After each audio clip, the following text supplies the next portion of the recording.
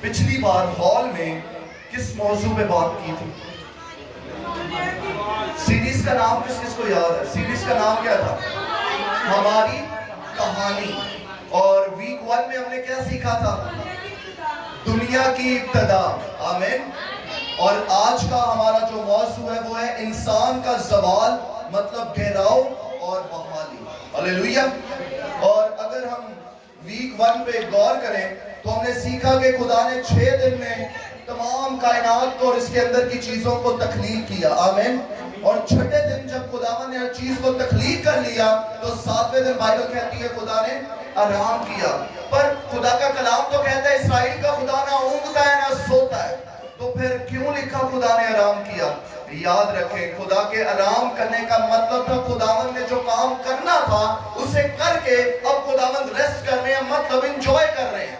اس کی خوبصورتی کو دیکھ کے خداوند انجوائے کر رہے ہیں. خداوند کو آرام کی ضرورت نہیں ہے. خداوند انسانی جسم نہیں رکھتے جس کو آرام کی ضرورت ہے. بس 7ویں دن لکھا ہے کہ خدا نے آرام کیا، مطلب انجوائے کیا. دیکھ کے جو کام انہوں نے کرنے تھے وہ خدا نے کر کے اب انجوائے کیا. آمین.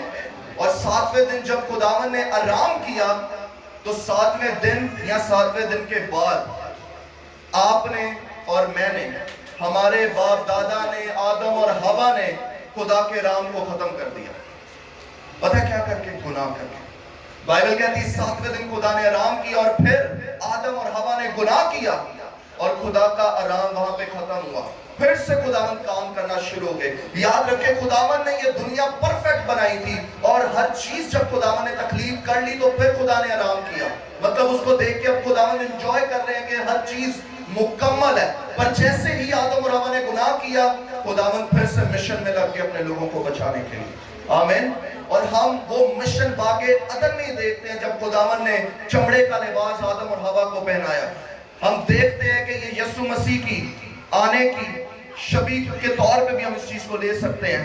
جب ہم نے دیکھا کہ انہوں نے چمڑے کا لباس پہنا، اس کا مطلب تھا کوئی قربانی باقی عدن میں ہوئی ہے اور یہ شیڈو تھا یسوع مسیح کا کہ ایک دن ایک بڑا آئے گا اور آپ کے اور میرے لیے صلیب پہ جان دے گا، قربانی دے گا. ہلیلویہ. اور اگر ہم دیکھیں جب خداوند نے آدم اور حوا کو بولا کہ تم اس درخت کے پھل کو نہ کھانا تو آدم اور حوا نے نافرما برداری کی. آج کتنے لوگ ایسے ہیں جو خداوند کے احکامات پہ نہیں چلتے؟ آج کتنے لوگ ایسے ہیں جن کو معلوم ہے کیا کرنا ہے، کس درخت کا پھل کھانا ہے اور کس درخت کا پھل نہیں کھانا؟ مثلا آج کتنے لوگ یہاں ایسے ہیں جن کو معلوم ہے کہ برائی کا راستہ کون سا ہے اور اچھائی کا راستہ کون سا ہے؟ اگر آپ کو معلوم ہے تو فیصلہ آپ کا ہے. اگر آپ کو معلوم ہے کہ خداوند نے کس درخت کو کھانے سے، کس درخت کا پھل کھانے سے منع کیا ہے، آج یہ فیصلہ آپ کا ہے. اگر آج بھی آپ برائی کے درخت کا پھل کھا رہے ہیں تو ابدی موت آپ کا انتظار کر رہی ہے. پر اگر آپ خداوند کے احکامات پر چلیں گے تو یقیناً خداوند آپ کو بحال کرے گا اور ابدی زندگی میں لے کر جائے گا. آمین.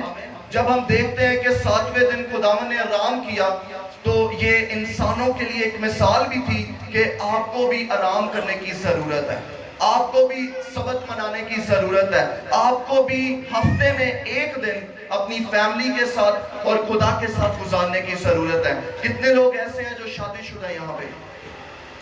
اگر آپ یہاں پہ شادی شدہ ہیں تو ہفتے میں ایک دن اپنی فیملی کو گھر میں رہ کر نہ کوئی کام کر کے ضرور دیا کریں. گھر میں رہ کر اپنے بچوں کو، اپنی فیملی کو ضرور دیا کریں. کتنے لوگ دیتے ہیں ہفتے میں ایک دن پورا دن اپنی فیملی کے ساتھ؟ کتنے لوگ گزارتے ہیں؟ اگر آپ نہیں گزارتے تو یہ اسپرچول ایرر ہے آپ کی زندگی میں. اگر آپ اپنی فیملی کو وقت نہیں دیتے تو آپ کی فیملی خداوند کی طرف نہیں بلکہ ابلیس کی طرف جائے گی. اگر آپ وقت نہیں دیں گے تو کوئی ہے جو بے صبری سے انتظار کر رہا ہے آپ کے خاندان کو وقت دینے کا اور اس کا نام ابلیس ہے. ایک مشہور پاسٹر تھے، غیر ممالک میں بھی جاتے تھے، ٹریولنگ بھی کرتے تھے، اپنا جہاز تھا، ان کا اپنا جیٹ خریدا تھا. اور جب ان کی بیٹی جوان ہوئی تو وہ سیکشول پرابلمز میں پھنس گئی. اس پاسٹر کے بقول وہ کہتے ہیں کہ میں منسٹری میں اتنا انوالو ہو چکا تھا، اس دنیا میں اتنا انوالو ہو چکا تھا کہ میں اپنی بیٹی کو وقت دینا بھول گیا. خداوند میرے ذریعہ بڑے بڑے معجزے کرتے تھے، میں اپنے پرسنل جیٹ میں ٹریول کرتا تھا، پر جب مجھے سننے کو ملا کہ میری بیٹی جوانی میں پریگننٹ ہے، وہ دن تھا جب خداوند نے مجھے کہا تو نے اپنی فیملی کو منسٹر نہیں کیا، تو نے اپنی فیملی پہ دھیان نہیں دیا. اور آج ان کی بیٹی بھی خداوند میں اور وہ دونوں خدا کے لیے استعمال ہو رہے ہیں، پر اس خادم نے اپنی غلطی کو ایکسپٹ کیا۔ آج جب آپ اپنی فیملیز کو ٹائم نہیں دیں گے تو پھر ہمارے بیٹے، ہماری بیٹیاں باہر محبتیں ڈھونڈیں گے، اور جب وہ محبتیں ڈھونڈیں گے اور وہ پھنس جائیں گے ٹریپ میں۔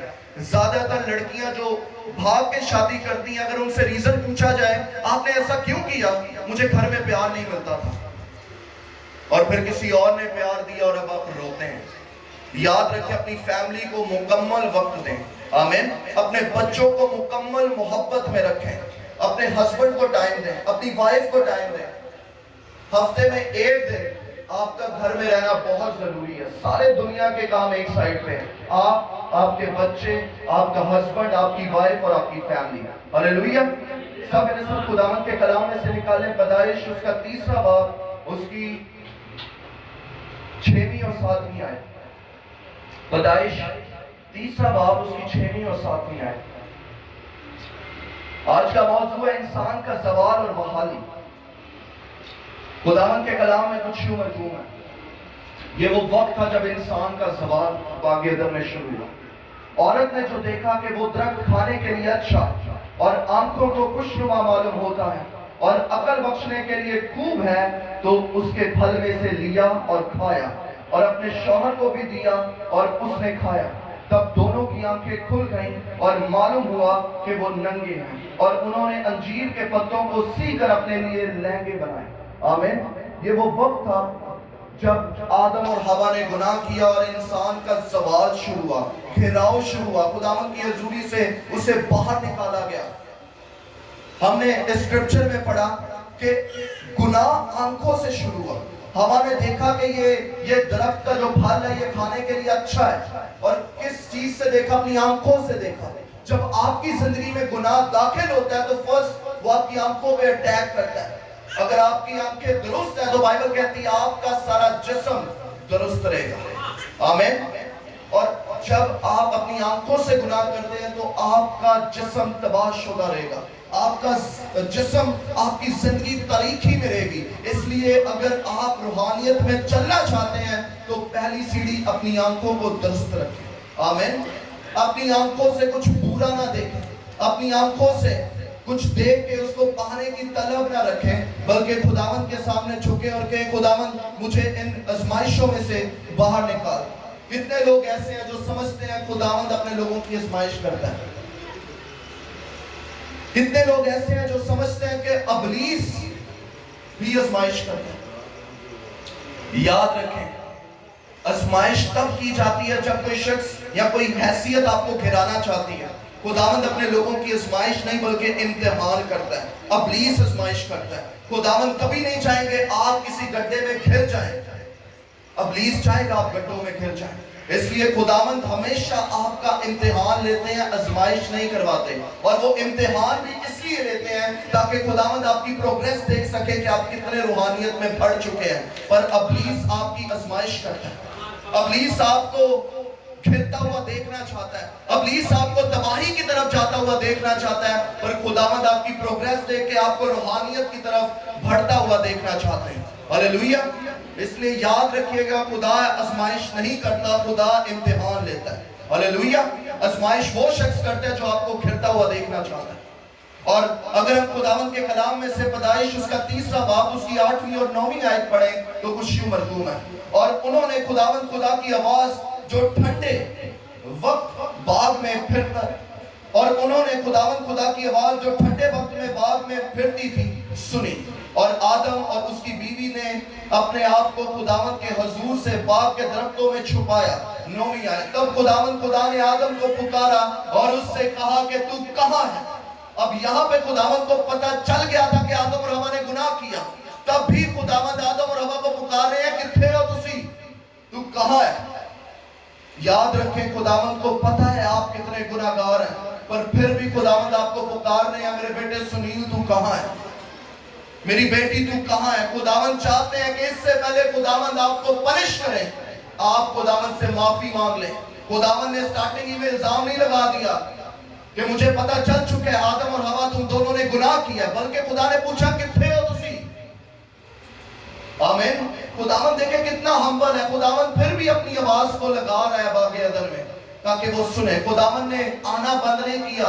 बेशक आदम और हवा गुनाहगार हो चुके थे, खुदावन फिर भी अपने वक्त के हैं मुताबिक बागे अदन में आया और पूछा तू कहाँ है।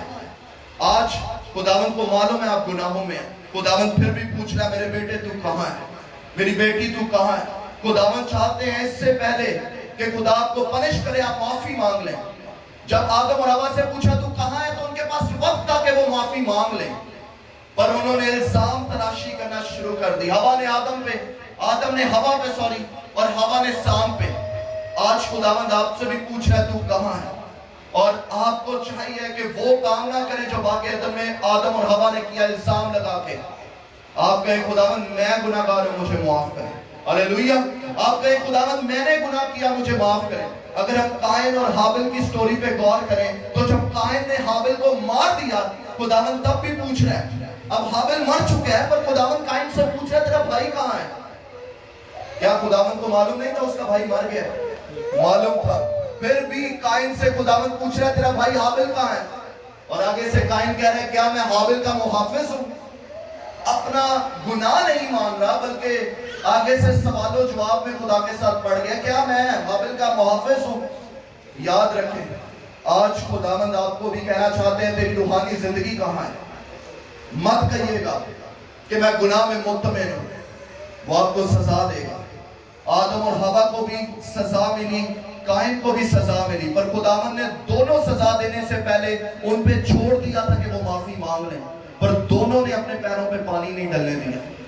आज आपके पास वक्त है चर्च, आप अपने गुनाहों का इकरार खुदावंद के हुजूर करें और कहें खुदावंद मैंने गुनाह किया। दाऊद नबी माफी मांगना जानता था।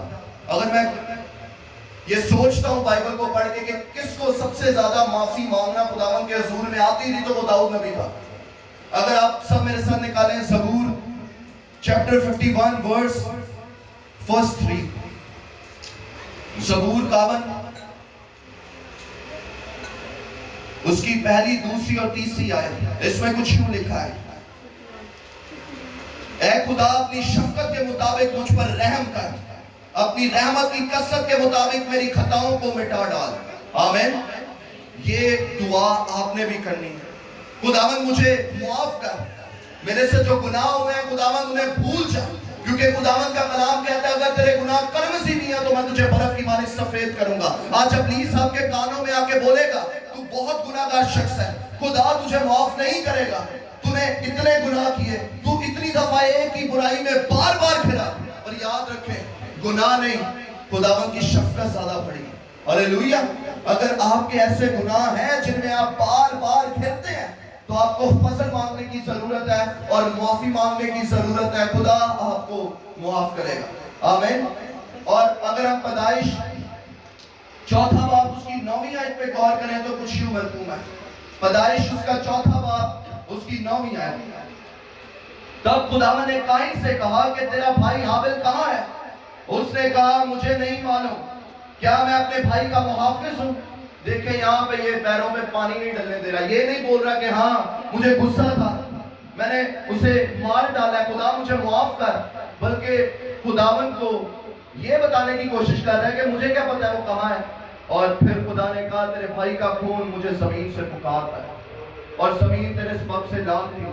आदम और हवा को भी ये बोला जमीन तेरे सबब से लानती हुई। आज अगर आप देख रहे हैं सिलसिले, याद रखें आदम और हवा के गुनाह से सिर्फ आदम और हवा की जिंदगी डैमेज नहीं हुई बल्कि इस जमीन की तमाम चीजें डैमेज होगी। उस वक्त से पहले जिलजिले और ये चीजें नहीं थी। जब से आदम और हवा ने गुनाह किया जमीन भी उनके सबब से लानती हुई। और आज जमीन देख लें आपके सामने, आप देखते हैं कि वल्केनो फट रहे हैं, समुद्र का पानी बाढ़ों को लेकर आ रहा है। आपने पिछले दिनों देखा टर्की में जलजला आया और हजारों की तादाद में लोग मर गए और जमीन भी लानती हुई। इसलिए खुदावंद चाहता आप इस लानती जमीन पे ना रहें, आप नए यरूशलेम में रहें, आप नए आसमान और नई जमीन पर रहें। पर कैसे? जब आप खुदावंद को सच्चे तौर पे कबूल करेंगे। हालेलुया। और खुदावंद की हम्बलनेस को हम देखते हैं कि खुदावंद कितना अलीम है। आदम और हवा ने गुनाह किया, कायन ने गुनाह किया, फिर भी खुदावंद चाहता है वो माफी मांगे। اگر آج آپ نے گناہوں میں اپنی زندگی گزاری ہے تو خداوند آج آپ سے بھی چاہتا ہے کہ آپ بھی معافی مانگیں، اس سے پہلے کہ آپ کو خداوند ججمنٹ کے دن، عدالت کے دن انصاف کرے آپ کا۔ خدا چاہتا ہے اس سے پہلے ہی آپ راست بازی کا لباس پہن لیں، آپ بپتسمہ لے لیں، نئے سرے سے پیدا ہو جائیں، توبہ کریں، معافی مانگیں اور خداوند کی سربراہی میں چلیں۔ جب قائن نے حابل کو مارا، قائن کو خداوند نے اپنے حضور سے نکال دیا، اور اس کے بعد آدم اور حوا کا بیٹا سیت پیدا ہوا، اور سیت سے لے کے نوح تک جتنی نسلیں آئیں وہ سب نسلیں یسوع مسیح کی پیشن گوئی کرتی تھی۔ وہ سب نسلیں لوگوں کو بتانا چاہتی تھی توبہ کر لو کیونکہ وقت نزدیک ہے۔ کس کس کو مشکل لگتا ہے نسب نامہ پڑھنا؟ بڑے نام ہوتے ہیں نسب نامے میں، ہے نا؟ باسیاں بھی آنا شروع ہو جاتی ہیں، اور کچھ تو تلفظ بھی نہیں کر پاتے اس کا، کچھ پڑھ بھی نہیں پاتے لوگ اس کا، ہے نا؟ اور اکثر مجھے لوگ آ کے بتاتے ہیں جب نسب نامے کی باری آتی ہے تو ہم انٹرسٹڈ نہیں اس میں، ہمارا دھیان بھٹک جاتا ہے اس سے، ہمارا دل کرتا ہے فٹافٹ اس سے آگے چلو۔ پر ہر نسب نامے کے اندر گہرے بھید ہے اگر آپ سمجھ پاؤ تو۔ اگر ہم دیکھیں سیت سے لے کے نوح تک کا نسب نامہ، تو سیت کا جو مطلب ہے وہ ہے مقرر کیا گیا، اور یسوع مسیح آپ کے اور میرے لیے مقرر کیے گئے۔ آمین۔ سیت سے انوس پیدا ہوا، اور انوس کا مطلب ہے فانی انسان۔ آپ اور میں فانی انسان ہیں جب تک مسیح یسوع کو قبول نہ کریں۔ یہ دنیا فانی ہے، اس دنیا میں رہنے والی ہر ایک چیز فانی ہے۔ آپ اور میں، ہماری ضرورتیں فانی ہیں۔ خداوند ابدی اور اس کا جلال ابدی اور ہمیشہ کی زندگی جو خداوند نے آپ سے اور مجھ سے باندھی ہے وہ ابدی ہے۔ ہاللیلویہ۔ اور اگر ہم دیکھیں انوس سے کنعان پیدا ہوا۔ کنعان کا مطلب ہے غم۔ کتنے لوگ یہاں پہ غموں میں موجود ہیں؟ بہت سے لوگ، ہر کسی کی زندگی میں الگ الگ طرح کا غم موجود ہے۔ خداوند بتانا چاہتے ہیں میں تسلی کا سرچشمہ ہوں۔ خداوند کیا بتانا چاہتے ہیں کہ اس دنیا میں بہت سے غم ہیں پر میں ہوں جو تسلی دے سکتا ہوں۔ ہاللیلویہ۔ میرا نام یہوہ شلوم ہے۔ آمین۔ اور اگر ہم دیکھیں کنعان سے مہیلیل پیدا ہوا، اس کا مطلب ہے مبارک خدا، خداوند مبارک۔ آمین۔ آپ بھی مبارک بن سکتے ہیں اگر خداوند کو قبول کر لیں۔ اور مہلیلیل سے یارد پیدا ہوا۔ یارد کا مطلب ہے تعلیم۔ آمین۔ یارد کا مطلب ہے نیچے آنا۔ کتنے لوگ ایمان رکھتے ہیں کہ یسوع مسیح آسمان سے نیچے آنے والا ہے؟ آمین۔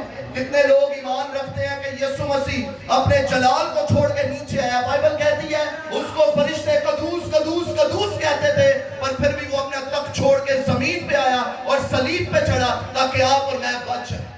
وہ آپ کے لیے نیچے آیا تاکہ آپ اوپر جا سکیں۔ ہاللیلویہ۔ اکثر مائیں کہتی ہیں نا رب تنو چوک لے، وہ والا اوپر نہیں۔ آمین۔ آپ باتوں میں اس کا استقبال کریں گے، میرا ایمان ہے۔ آمین۔ اور یارد سے حنوک پیدا ہوا، مطلب تعلیم۔ خداوند نے آپ کو اتھارٹی دے کے بھیجا، تعلیم دے کے بھیجا۔ خداوند نے کہا جاؤ جا کر سب قوموں کو شاگرد بناؤ۔ اس کا مطلب ہے آپ اور میں استاد ہیں باقی قوموں کے۔ ہاللیلویہ۔ باقی قومیں کون ہیں؟ شاگرد ہیں۔ فخر سے بولیں آپ استاد ہیں۔ خداوند نے کہا جاؤ جا کر سب قوموں کو شاگرد بناؤ، اس کا مطلب میں اور آپ استاد ہیں۔ وقت کے لحاظ سے تو تمہیں استاد ہونا چاہیے تھا، پر ابھی بھی بہت سے لوگ بنجر بیٹھے ہیں، ابھی بھی بہت سے لوگ گناہوں میں بیٹھے ہیں۔ اگر آپ کو آپ کی ورتھ اتھارٹی پتہ چل جائے تو آپ اتھارٹی میں رہنا سیکھ لیں گے۔ جب خداوند نے ہر چیز کو بنا دیا تو آدم کو اختیار دیا زمین کی ہر چیز پہ، اور یسوع مسیح نے بھی سیم چیز کی، آپ کو اور مجھے ابلیس پہ اختیار دیا کہ ہم اسے اپنے پیروں کے نیچے کچلیں۔ ہاللیلویہ۔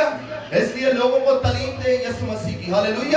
اور ہنوک سے متوسلا پیدا ہوا، اور متوسلا کا مطلب ہے موت۔ اگر آپ یسوع مسیح کو قبول نہیں کریں گے تو موت آپ کی زندگی کا حصہ ہے۔ کتنے لوگ یہ ایمان رکھتے ہیں موت ان کی زندگی کا حصہ ہے؟ یہ صحیح نہیں سن رہی میری بات۔ میں نے بولا کتنے لوگ ایمان رکھتے ہیں کہ موت ان کی زندگی کا حصہ ہے؟ نہیں ماں جی، میں نے کچھ اور بولا، آپ ہاتھ میں کھڑا کریں۔ کوئی ایمان نہیں رکھتا۔ کتنے لوگ ایمان رکھتے ہیں کہ بادشاہی ان کی زندگی کا حصہ ہے؟ ہاللیلویہ۔ اس لیے کلام کو دھیان سے سنا کریں میں کیا بول رہا ہوں۔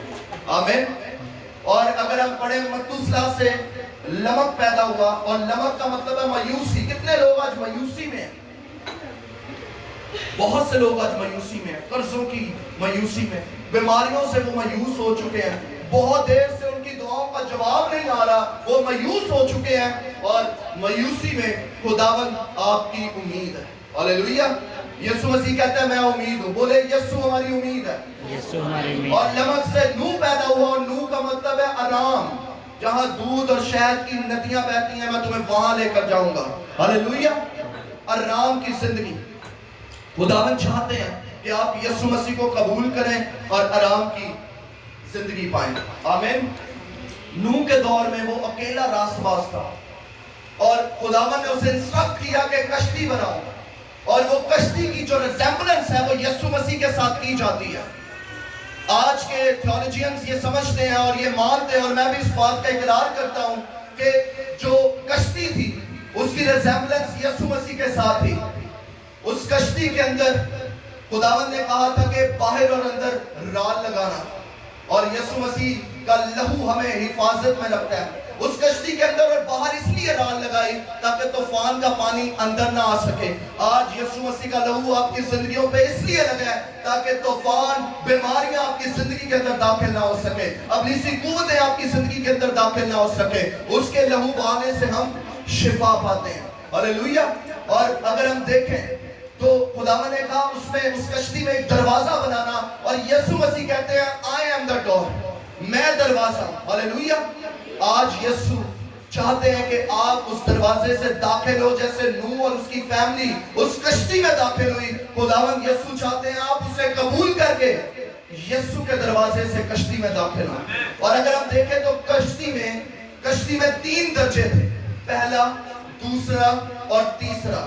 اگر ہم 3 درجوں پہ بات کریں تو پہلی چیز ہے جسٹیفیکیشن، اس کے بعد ہے سینٹیفیکیشن، اس کے بعد ہے گلوریفیکیشن۔ اگر ہم پہلے درجے پہ بات کریں تو مطلب جسٹیفیکیشن، آپ اپنی زبان سے اقرار کریں گے کہ خدا کا اکلوتا بیٹا یسوع المسیح میرے لیے مرا اور تیسرے دن مردوں میں سے زندہ ہوا، اور میں اس کے نام سے بپتسمہ لیتا ہوں، لیتی ہوں۔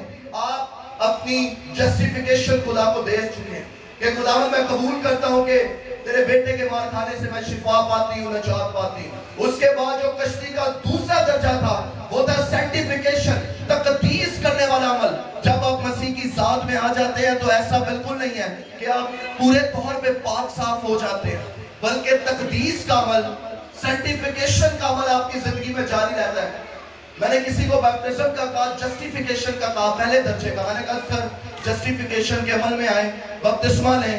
میں اس شخص کا نام نہیں لوں گا، میرا بڑا قریبی بھائی ہے، وہ کہتا یار میں ویک ہے، میں لوکاں نوں ہی ویکھیا بپتسمہ لیندے ہوئے، اور بعد جو پھر گناہ ہی کر دینے۔ میں نے کہا بھائی آپ نے مجھے نہیں دیکھا بپتسمہ لے کے، آپ نے داؤد کو نہیں دیکھا بپتسمہ لے کے، آپ نے پلوس کو نہیں دیکھا بپتسمہ لے کے، آپ نے پترس کو نہیں دیکھا بپتسمہ لے کے۔ جب آپ یہ چیز سوچیں گے کہ لوگ بپتسمہ لے کر بھی گناہوں میں جاتے ہیں، اس کا مطلب ہے آپ کی سوچ نیگیٹو ہے، آپ پازیٹیو سوچ کے مالک نہیں ہیں۔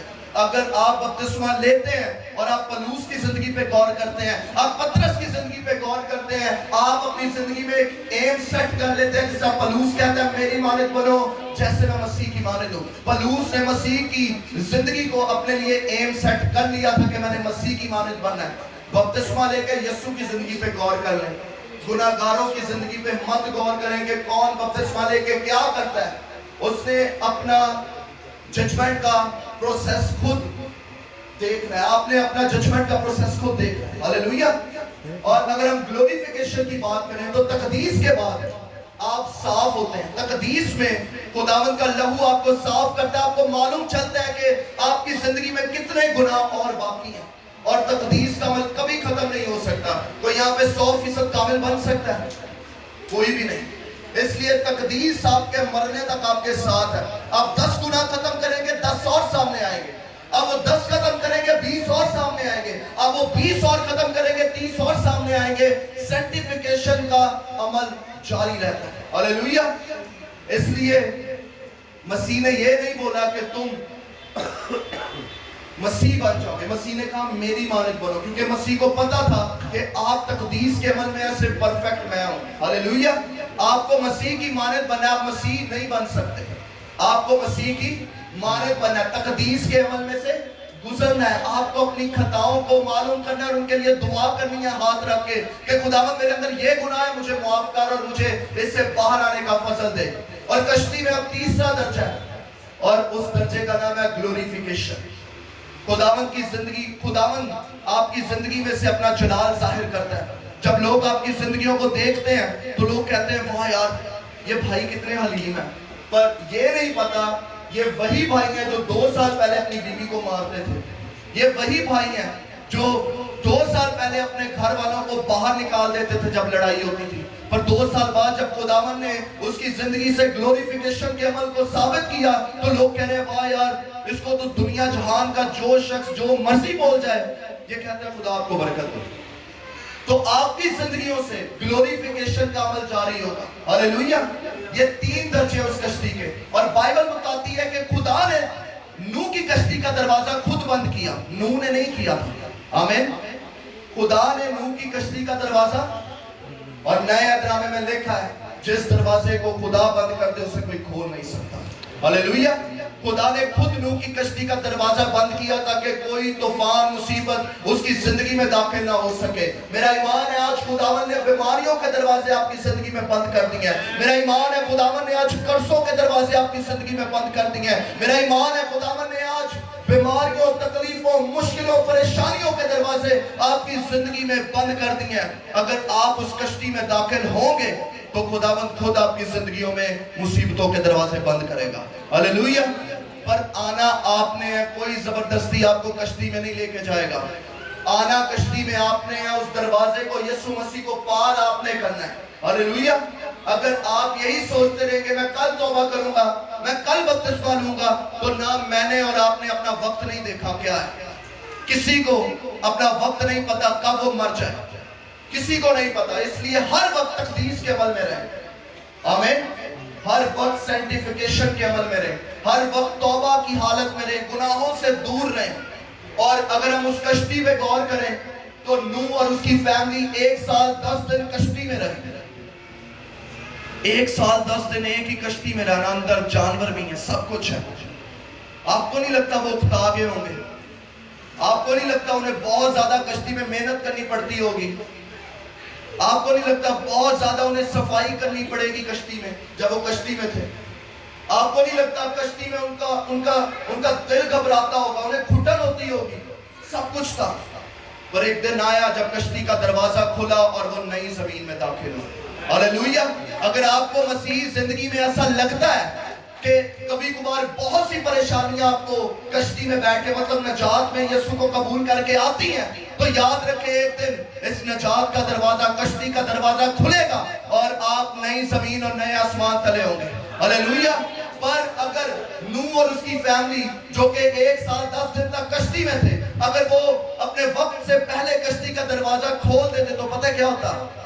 मर जाते। अगर आज आप मसीह को कबूल करके उस कश्ती में से दोबारा उतरेंगे तो आप मर जाएंगे चर्च। आमीन। आप मर जाएंगे, मत उतरे इस कश्ती से। आदम को क्या कहा था? जिस रोज तू इस दरख्त का फल खाएगा तू, पर बाइबल कहती है आदम की उम्र 930 बरस थी। तो फिर कब मरा वो? रूहानियत में भी मरा। आमीन। पर मैं कहता हूं वो उसी दिन भी मरा, क्योंकि खुदावंद के नजदीक हमारे 1000 साल उसका एक दिन है। पतरस फरमाता है। आमीन। वो उसी दिन मरा था, एक दिन भी पूरा नहीं हुआ उसका।